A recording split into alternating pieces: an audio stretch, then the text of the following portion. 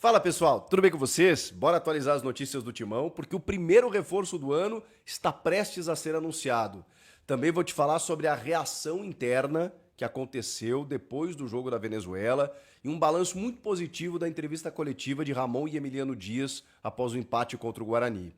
Também vou te falar sobre a possibilidade de um time bem mais ofensivo para quarta-feira, entre outras notícias que dominaram o dia do Corinthians. Vamos lá, vamos falar sobre muitas coisas. O Angileri voltou à pauta, sim.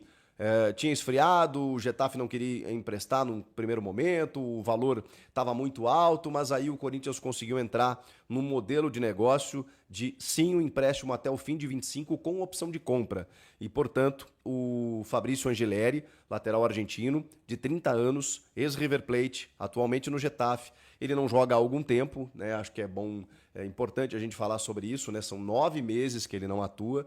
Então não vinha atuando lá no Getafe, mas é um jogador que já deu mostras de muita qualidade e competência quando esteve no River e um cara bem conhecido de Ramon e Emiliano Dias. Então por isso ele foi indicado e é um cara que chega com o currículo para ser titular. Resta saber se essa condição física dele vai ser resolvida na sequência, né? Ou se o Corinthians vai ter que esperar algum tempo ainda para colocá-lo em campo.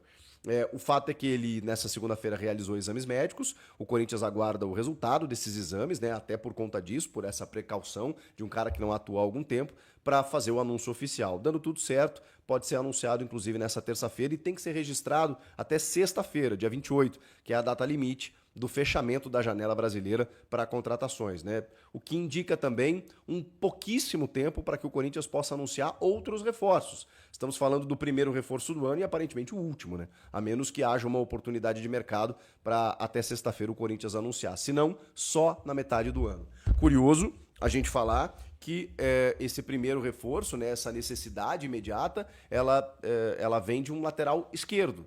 Porque o Corinthians, até onde a gente sabia, tinha 3 à disposição. E me parece que não. E me parece que alguém vai sobrar. Não sei se é o Matheus Bidu, que vem jogando horrendamente esse começo de ano. Não sei se é o Hugo, que virou titular muito por uma falta de opção. Ou o Diego Palacios, que de novo não foi relacionado. E a explicação do Emiliano, ela não convence, né? O Rodrigo Vessoni faz a pergunta e ele fala, poxa, mas vocês perguntam de quem não tá aqui? Sim, porque quem não tá tá sendo notícia também. O jogador ele simplesmente não joga. E ele fala que hoje temos Hugo e Bidu e que ele tá fisicamente muito atrás dos outros. A gente sabe que ele ficou muito tempo parado, mas assim, não faz muito sentido, na medida em que ele não recebe chances para jogar. Então, essa falta de condicionamento físico, ela tá sendo demonstrada nos treinos, foi uma explicação muito evasiva, vazia, assim, não trouxe muitos elementos. E sem isso a gente começa a especular tudo, né? De que tem algum problema, que a gente não sabe, enfim. O fato é que ele foi contratado como, teoricamente, para ser titular e simplesmente não joga. E diz muito quando o Corinthians vai ao mercado e busca mais um lateral esquerdo. Que precisava, tá? Porque quando a gente coloca Hugo e Matheus Bidu, realmente o Palacios eu nem estou contando, então faltava uma afirmação na lateral esquerda. Imagino que seja o Angileri. Vai faltar na direita também, vai faltar um zagueiro, vão faltar atacantes, mas aparentemente o Corinthians não vai em busca, não vai conseguir contratar até sexta-feira. Então fica no Angileri. Sobre isso, a gente tem outras notícias também, como o Pedro Raul, anunciado no Ceará e confirmado aí, né, com empréstimo até o final do ano, o Corinthians pagando uma parte, libera um pouquinho a folha, libera outras opções no elenco, né, mas me parece que Héctor Hernandes não será essa opção, né? Ele vem recebendo mais chances, mas, cara, não toca na bola, não se envolve com o jogo, não participa. Tá difícil da gente entender e até analisar o Héctor Hernandes, da possibilidade que ele tem dentro do time, né? Porque realmente não acontece, é impressionante. Enquanto que tem outros garotos da base aí que a gente está esperando mais também para terem oportunidades. Enfim, a entrevista do Emiliano e do Ramon, mais do Emiliano, né? O Emiliano fala muito mais do que o Ramon, ele fala mais um portunhol, ele entende mais as perguntas, o Ramon fica meio ali, né? De vez em quando ele fala uma coisa ou outra. Ela foi muito boa, porque especialmente quando houve cobranças em relação ao desempenho do time, apesar da campanha boa no Paulista, mas o Corinthians vem de 3 empates, né? Ou seja, vem numa oscilação justamente às vésperas de um momento muito decisivo, e é natural que essa cobrança aconteça, especialmente depois daquele jogo na Venezuela. O Emiliano trouxe à tona aquilo que o Mateuzinho já tinha falado no Podpah, que a gente já tinha de informação aqui, de que ninguém gostou do que aconteceu. De que aquele jogo foi vergonhoso, sim, pela maneira como ele se desenrolou, com a displicência dos atletas, muitos toques de calcanhar, com o Corinthians dando sopa pro azar e daqui a pouco podendo até perder. E que isso foi dito no vestiário. De que, demos sorte que não perdemos, que ainda temos a chance de vencer na nossa casa. E que os jogadores se cobraram como nunca aconteceu. Que foi a semana mais dura desde que eles chegaram ali. De que todo mundo se cobrou. De que os próprios jogadores sabem que precisam dar essa resposta. De que ninguém ficou feliz ou satisfeito com o que aconteceu. De que aquilo ali não é o Corinthians. Eles entendem isso. Então, me pareceu muito claro, muito cristalino, né, que eles perceberam o erro. E eu acho que o primeiro passo para você corrigir um erro é você identificar o que está acontecendo. Não, realmente eu errei. Quando você desconsidera, não, tá tudo bem, tá tudo certo, isso é do jogo, faz parte, a tua tendência é errar de novo. Quando você percebe, quando você aponta e tipo assim, não, aqui eu fui mal. Opa, a tendência é que você não faça de novo. Que você possa cometer outros erros, mas não os mesmos, né? É meio filosófico aqui, mas só para vocês entenderem. Tenho certeza que os jogadores vão entrar na quarta-feira para dar essa resposta. O time é muito inferior tecnicamente ao Corinthians, o time venezuelano. Os caras vão chegar tirando foto da Neoquímica Arena, provavelmente foto com o Memphis Depay depois do jogo e com outros jogadores do Corinthians. Vão estar deslumbrados com a estrutura do Corinthians, com a torcida, com o palco, com a oportunidade de vida que eles estão tendo de jogar esse jogo. Mas assim, isso indica também que o Corinthians jamais pode abrir a hipótese da possibilidade de não se classificar. E para isso precisa vencer e vencer bem. O que mais me acalma nesse momento é que internamente todos eles sabem disso. E aí, quarta-feira, o bicho vai pegar. E a Fiel tenho certeza que fará a sua parte e é por isso que os caras vão ter que fazer a sua também. Só que aí tem um detalhe. Tá confirmado também o dia e o horário da partida de quartas de final, né, jogo único, contra o Mirassol pelo Campeonato Paulista, que vai ser no fim de semana subsequente, no próximo final de semana, no caso. E na outra semana, o Corinthians avançando da UCV, e imaginamos que sim, o Corinthians vai encarar um equatoriano, seja o Barcelona de Guayaquil ou o El Nacional, em solo equatoriano, primeiro jogo fora. Pois bem, o jogo do Paulista, que poderia ser sábado, ficou para o domingo. Se fosse no sábado, teria menos tempo entre o jogo de quarta e o jogo de sábado, né? Teria 2 dias ali, quinta e sexta, de preparação para o jogo contra o Mirassol. Seria um prejuízo? Seria. Porque a gente não sabe o nível do desgaste nesse jogo na quarta-feira, né? Pode ser que seja uma barbada. Pode ser que esteja resolvido no primeiro tempo com 3-0. E aí ele possa tirar os caras, descansar. Pode ser que não. Pode ser que o Corinthians se atrapalhe. A gente torce que não e espera que não. E aí, sendo no sábado, o Corinthians teria mais um dia, domingo, para viajar na segunda para o Equador, depois terça, treinar em solo equatoriano, na quarta fazer o jogo. Agora não. Agora com o jogo no domingo às 6h30 da tarde, diante do Mirassol, o Corinthians joga na quarta, tem quinta, sexta, sábado, joga domingo, quartas de final do Paulista, na segunda já viaja para o Equador, na terça treina lá e na quarta encara mais um confronto de pré-libertadores. Olha que loucura. Depois tem semifinal no outro final de semana. E aí na outra semana o jogo da volta para poder avançar a fase de grupos. Essa é a maratona do Corinthians nos próximos dias. Que loucura, hein? E aí, nesse jogo de quarta-feira, tamanha necessidade e também o entendimento da diferença técnica entre os dois, que o Corinthians pode utilizar uma escalação um pouco diferente da que ele vem utilizando desde o início do ano. Na verdade, desde o ano passado, né? Que é o losango com 3 jogadores no meio e um meio-campista na ponta do losango, né, o Rodrigo Garro, que é aquele... acho que está virado aqui, né? Eu estou com a mesa tática aqui, mas, bom, você sabe, o time do Corinthians meio que decora, assim, né? Eu até boto o Garro na ponta do losango. Alguns números eu consigo respeitar aqui, né? O Garro com a 8, o Yuri com a 9, o Memphis com a 10. Aí aqui ele tinha normalmente, né? O Ranieri, o Carrilho e o... na verdade, né, o Martínez aqui, ele jogou assim, né? Martínez, Carrilho e Ranieri. O Ranieri machucou. Com o Ranieri machucado, no último jogo contra o Guarani, ele já mudou o sistema. E aí, o que pode acontecer? Quando o teu adversário é mais frágil, o Corinthians vai ter a bola, joga em casa, não tem por que ter 4 jogadores no meio e apenas 2 atacantes. Você pode ter uma formação muito mais ofensiva. E a ideia é justamente essa. Sem a figura do Ranieri, vamos fazer aqui o Garro segue aqui na ponta do losango, mas aí eu vou jogar aqui o Thales Magno. O Memphis e o Yuri ficam se alternando, né? Mas aí você pode jogar o Thales Magno aqui, aí você faz Thales, Memphis e Yuri.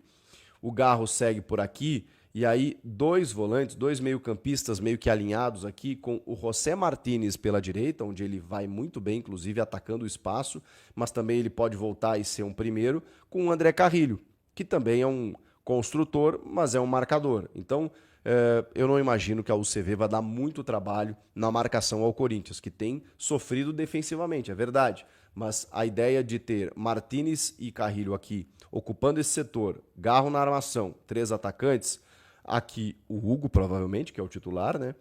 O Mateuzinho na direita, o André Ramalho e o Choca, né? O André até é o 5, né? O 5 que ele tá usando, enfim. E o Hugo Souza no gol. Esse deve ser o time. Eu acho uma boa ideia, na medida em que o Corinthians tem condições de passar por cima, enfim. E sobre o Memphis ainda, o Ronald Koeman, né, o técnico holandês da seleção da Holanda, teve no jogo contra o Guarani. O Memphis entrou só no segundo tempo, né? Ele foi convidado pelo Corinthians para assistir jogos na Neoquímica Arena e também para observar de perto o Memphis Depay, que não vem sendo convocado, mas que tem esse sonho de voltar à seleção e se tornar o maior artilheiro da seleção do seu país. Ele está 4 gols de fazer isso, de passar o Van Persie. Ele tem 46 gols, o Van Persie tem 50. O Koeman teve no CT, Joaquim Grava, nessa segunda-feira, acompanhou de perto o Memphis, conversou lá com o Fabinho, com a comissão técnica e tal, e vai estar na quarta-feira também para observar o jogo contra o time da Venezuela. Então, aí o Memphis Depay sim vai começar como titular e aí o técnico vai poder observá-lo mais. São algumas das informações, né, nesse dia recheado até de segunda-feira, com muita coisa acontecendo, né, com a data do jogo contra o Mirassol, com a projeção da maratona de jogos daqui para frente, com o Fabrício Angileri chegando, com janela de transferências fechando, muita coisa acontecendo aí, com uma cobrança muito forte para que a resposta venha na quarta-feira. Precisa jogar mais, precisa ganhar bem e avançar. Aí sim a gente começa a entender que o Corinthians está avançando casas, né, no seu passo a passo para chegar até a fase de grupos da Libertadores. Fala pessoal, tudo jóia? Gente, olha eu aqui de novo, o Mineirinho na voz, passando aqui para trazer para vocês um giro de informações do Corinthians e vamos falar um pouco desse novo contratado do Timão, dessa primeira contratação da temporada 2025, se chama Fabrício Angileri. Tudo certo entre o Corinthians e o jogador, Corinthians e Getafe, mas falta um detalhe, falta os resultados do exame médico, porque Fabrício Angileri chegou a São Paulo ontem e já fez todos os exames.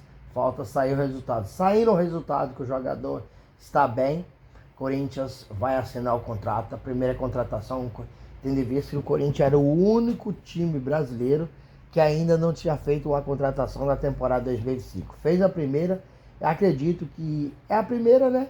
E a última nessa janela aí da primeira janela do ano, porque a janela se fecha dia 28 de fevereiro, ou seja, falta 3 dias para fechar a janela. Então o Corinthians corre contra o tempo para inscrever o jogador nas competições, né? Tem até dia 28, senão não tem condições de se inscrever mais. E aí, o Corinthians tem 3 dias para contratar um zagueiro, um atacante.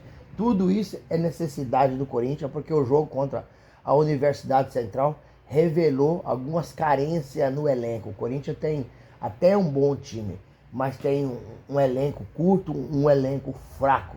E para ser campeão de competições internacionais ou um título nacional como o Brasileirão, precisa de um elenco forte. Hoje o Corinthians não tem. Enquanto o Fabrício Angileri chega, outro sai.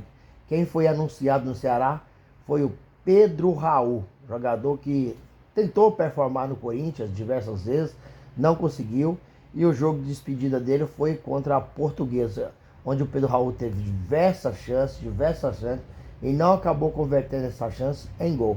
Então Ramon Dias mais Emiliano Dias perdeu a paciência, perdeu, né, o desejo de colocar em campo, porque não estava resolvendo o que o Corinthians precisava. E aí a diretoria resolveu, assim, negócio ruim, que eu posso dizer que é ruim. O Corinthians enxugou a folha um pouco, mas ainda ficou ruim, porque o Corinthians emprestou o jogador pagando uma porcentagem alta do seu salário. Tendo em vista que Pedro Raul ganha aproximadamente aí 700, 720 mil, mais ou menos. O Corinthians vai pagar desse salário 330 mil reais. Olha para você ver.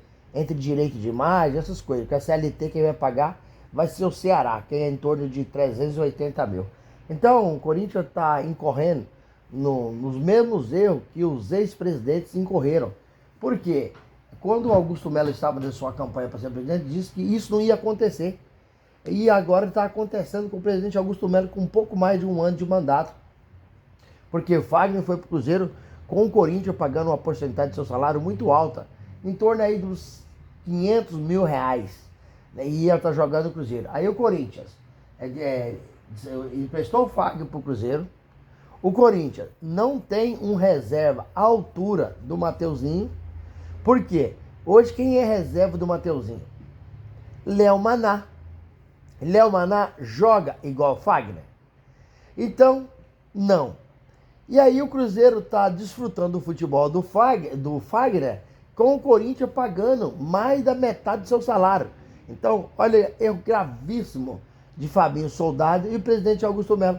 Agora está acontecendo com o Pedro Raul. Mas isso aí, mas o Corinthians, Mineirinho, não pode ficar com esse jogador que não está rendendo. Então vamos voltar lá no início. A gente vai ver onde está o erro. Vamos encontrar o erro? Vamos encontrar o erro? Por que o Corinthians vai encontrar esse jogador pé de rato? Pedro Raul custou ao Corinthians mais de 5 milhões de dólares. E aí, quando você contrata errado, o que acontece? Depois você não tem mercado para o jogador, porque ele é caro e não joga nada. Qual time se interessa em fazer a compra do Pedro Raul? Me diga. Já emendando de um atacante para a dupla de zaga. A nossa dupla de zaga, o Corinthians pagou muito caro naquela dupla de zaga, que não joga nada, que é o Félix Torres e Kaká. Félix Torres e Kaká custou aos cofres do Corinthians mais de 11 milhões de dólares. Mais de 11 milhões de dólares. Aí eu te falo, qual o clube que vai chegar e vai levar o Kaká e o Félix Torres? Sabe o que vai acontecer? É o mesmo que aconteceu com Fagner, o mesmo que aconteceu com Pedro Raul, a mesma coisa. O Corinthians vai emprestá-los pagando parte do seu salário, porque ninguém vai comprar.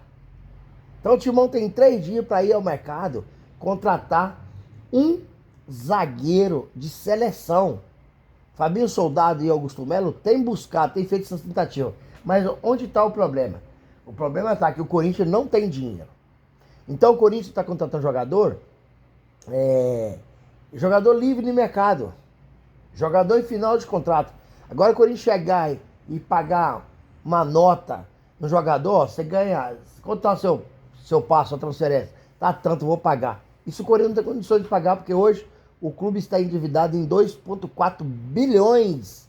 Das maiores dívidas de clube brasileiro é o Corinthians. Então só contrata jogador que está em final de contrato, que vai vir para o Corinthians só mesmo por salário, mais nada. Então o tempo é curto, o tempo está escasso, né? Mas o Corinthians precisa de contratar zagueiro, porque João Pedro Choca só, mas o André Ramalho não tem substituto para eles.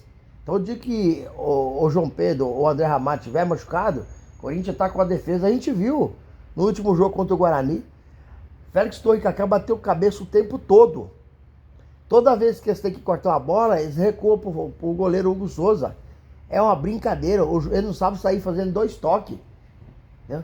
Espero que Fabrício Zanzilhelli chegue e dê conta da lateral esquerda, porque hoje o Corinthians tem 3 caras lá que juntando os 3 não dá um atleta qualificado. Que é o Bidu, que é o Palácio e o Hugo. Mas o Hugo e Bidu revezam na lateral, porque Palácio não pode nem falar que é jogador do Corinthians. Por quê? O cara chegou em 2024, mas se machucou, passou por cirurgia, depois passou por reconstrução de cirurgia, e agora o cara já tem um tempo que está aí liberado pelo médico, e toda vez na entrevista coletiva, Ramon Dias fala que ele está muito longe do condicionamento físico, se tratando da Bidu e Hugo. Então tem alguma coisa acontecendo que o treinador não quer falar. Então, quando chegar de Fabrício Leri, alguém vai rodar. E deve ser aí o Diego Palácio ou o Bidu. Aquele que um clube chegar e oferecer uma moeda, o Corinthians vai liberar. Porque não deu conta do recado e o Fabrício Leri está chegando para ser titular absoluto, porque é um pedido do técnico Ramon Dias. Já o Corinthians está se preparando, após jogar aí com o Guarani, está se preparando para o jogo contra a Universidade Central da Venezuela, amanhã na Neoquímica Arena. Corinthians que não jogou nada em Caracas, não jogou nada na Venezuela e trouxe de lá um magro empate. O Corinthians poderia ter ganhado o jogo dos 4-5-0, até porque a patrocinadora Massa Esporte da Sorte acabou dando um incentivo ao jogador, dizendo que cada gol marcado seria 300 mil que a Esporte da Sorte ia pagar para doação da Neoquímica Arena, para pagar o estádio. E aí, o Corinthians apenas fez um gol com o Carrídio. E agora, se tivesse ganhado bem, tinha outros motivos, outras vantagens, que é trazer o jogo de volta para São Paulo e poderia colocar um time alternativo, porque já tinha garantido, né, a vitória em Caracas. O jogo de pré-libertadores é jogo difícil, não pode vacilar, não tem essa que a camisa vai ganhar. O Corinthians tem grandes exemplos como isso, que já foi eliminado pelo Tolima em 2011, já foi eliminado por Guarani do Paraguai em 2020, então o Corinthians tem que entrar a sério e jogar a bola, porque Mateuzinho participou do Pode Par e disse o seguinte, foi uma cobrança pesada entre os jogadores, porque eles não conseguiram performar diante de um time que sequer é amador, é menos do que amador, são jogadores que trabalham em outra coisa e vai jogar no clube à noite. Então o Corinthians perdeu a grande chance, Memphis Depay não pôs o pé na bola, Yuri Alberto não pôs o pé na bola, Rodrigo Galo não pôs o pé na bola. Memphis Depay muito cobrado, porque quando a gente fez um contrato com ele com muita mordomia, e ele apenas participando de 15 gols, ele já recebe mais 1,5 milhão, então é muito bababá, muita conversa, é muito evento, entendeu? E aí o futebol caiu e precisa retornar, porque retomaram esse futebol, porque a Gaviões cobrou, e já pediu no jogo contra o Guarani, é quarta-feira, ou seja, tem que ganhar esse jogo da Universidade Central para passar para a próxima fase. E se passar, quem vai ter que passar, né, vai enfrentar aí o vencedor de Barcelona de Guayaquil ou El Nacional. E bem provavelmente quando ele vai enfrentar o Barcelona de Guayaquil, porque já venceu o El Nacional no primeiro jogo, então esse adversário do Corinthians aí é muito mais perigoso. Tem torcida, tem camisa, tem massa, é um time diferente. Não é a Universidade Central. E o Corinthians já teve dificuldade na Universidade Central. E aí no final de semana, no domingo, o Corinthians já tem o quê? O mata-mata do Paulistão. Quarta de finais, Corinthians e Mirassol na Neoquímica Arena. E aí é um jogo qualificado, porque o Mirassol tá jogando muito, o Paulistão não tem time bobo. E o Corinthians tem muitos anos que não ganha um título. O último foi o Paulistão mesmo em 2019 contra o São Paulo. E precisa sair dessa fila. E o Corinthians está em busca desse título. E precisa jogar muito mais. Infelizmente o técnico Ramon Dias não está conseguindo tirar coletivamente muita coisa do jogador. O Corinthians decide muitos jogos na qualidade individual. E precisa ser o coletivo jogar. Ramon Dias não está conseguindo. E caso o Corinthians não passe dessa pré-libertadores, Ramon Dias deixa o Corinthians, porque o histórico dele no mata-mata do Corinthians é ruim.